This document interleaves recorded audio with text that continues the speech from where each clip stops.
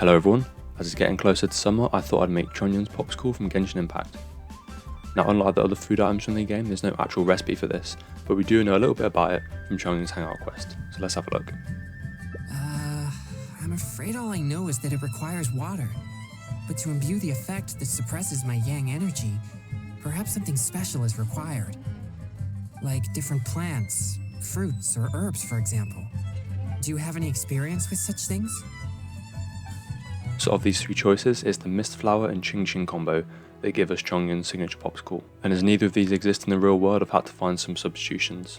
So I chose mint for the mist flower because it's got that kind of fresh, cooling and cold flavour to it.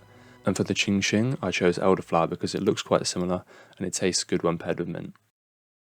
To start this recipe, we're first going to make a strong mint tea. So I've got about 12 stalks of mint here and I'm just going to rip the leaves off and pop them into this bowl. So we can get as much flavour as possible from the mint, I'm just going to shred them with my hands into smaller pieces and crush them together to release some of their minty oils. Whilst I was doing that, I had a pan filled with 500ml of water that I was bringing to the boil. I'm then going to pour that over the mint leaves, pop a plate on top and then leave it for 24 hours to brew. After one day, this is what the tea looked like. It's got a very strong minty flavour, which is exactly what we want, but as a byproduct the tea has also taken on quite a dark colour, which isn't going to work for the popsicle because we want it to be nice, light and blue. But there's quite a clever technique used by mixologists that we can use to fix this problem. So we're first going to acidify our tea with some lemon juice. Now this isn't a big problem because lemon goes well with mint and elderflower. Actually the elderflower cordial that I've got has some lemon juice in it anyway, so it's really not a problem. Once we've mixed that in, we're going to add in 200ml of milk. Now this might seem weird, but what's going to happen is the milk is going to coagulate and pull the colour out of the solution. It's quite cool to watch. It needs to be reasonably acidic for this reaction to take place, and I didn't add enough lemon juice, so I popped the other half in, gave it a stir, and then watched as the magic happens.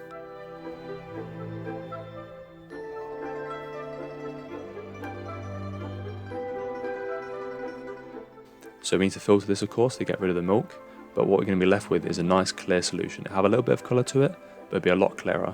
And this shot here really shows how clear the tea's become. It's almost like water, it's that clear. You can see after the first pass there's some little bits still in the solution. So I'm going to filter it again through one sheet of kitchen roll, and this should pull out the last few bits of milk that were left in. And there we go, I'll show you a quick comparison here so you can see the before and after, and there is a really big difference. I think the process works really well. We've only got a few more steps to go now, so next we're going to flavour it with Elderflower Cordial.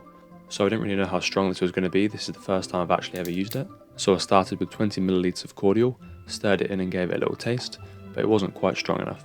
So I ended up using 60ml in total, and that gave a nice balance between the elderflower, lemon and mint flavours. I wanted to find a natural way of dyeing this blue, but I couldn't really find a good method.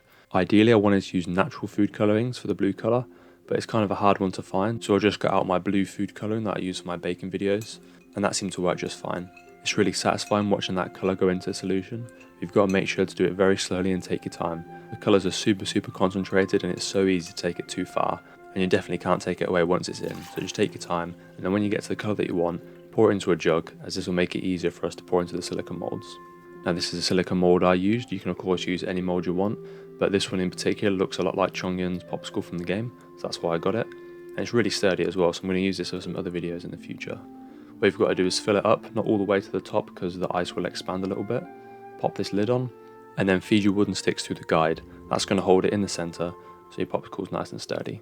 And it's as simple as that, just pop them in the freezer for 8 hours and it should be perfect. Here are mine, I left it overnight actually just so they were really solid, and then they're pretty easy to get out with this silicone mould. You can kind of push up from the bottom, it's quite malleable, and yeah, nicely defined. This one's a little bit bulgy because it's on the end, but overall they're pretty well shaped. I didn't know how the colour would turn out as it's freezing, I didn't know if it'd make it lighter or darker, but it seemed to work out okay here. It looks a lot like Chongyun's Popsicle, and it tastes really nice too.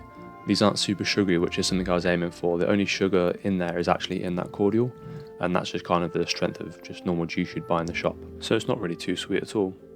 Anyway, I hope you all enjoyed this video. Let me know what you think in the comments, and I'll see you next time. Thank you very much for watching.